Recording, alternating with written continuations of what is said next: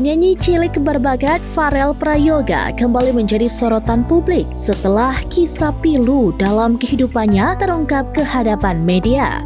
Di balik kesuksesannya sebagai penyanyi, Pharrell ternyata menyimpan luka mendalam akibat persoalan keluarga. Diketahui Pharrell pernah mengalami kesulitan karena sebagian besar penghasilannya selama ini diduga tidak dikelola dengan baik oleh keluarganya.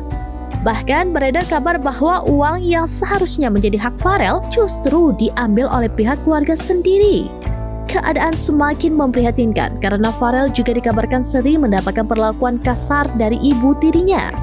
Penderitaan yang dialami Pharrell membuat banyak pihak merasa prihatin. Untungnya, kini Pharrell telah mendapatkan bantuan dari orang-orang yang peduli padanya. Ia pun memutuskan untuk pindah ke Jakarta demi mengejar karir yang lebih baik dan menjauh dari lingkungan yang telah menyakitinya.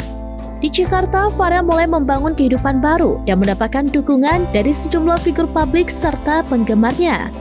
Banyak yang berharap agar Pharrell bisa terus berkarya dan mendapatkan kehidupan yang lebih layak baik dari sisi karir maupun pribadi.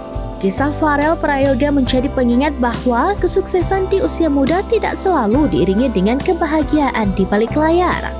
Publik kini berharap agar ia dapat menemukan kebahagiaan sejati dan terus berkembang di industri musik Indonesia.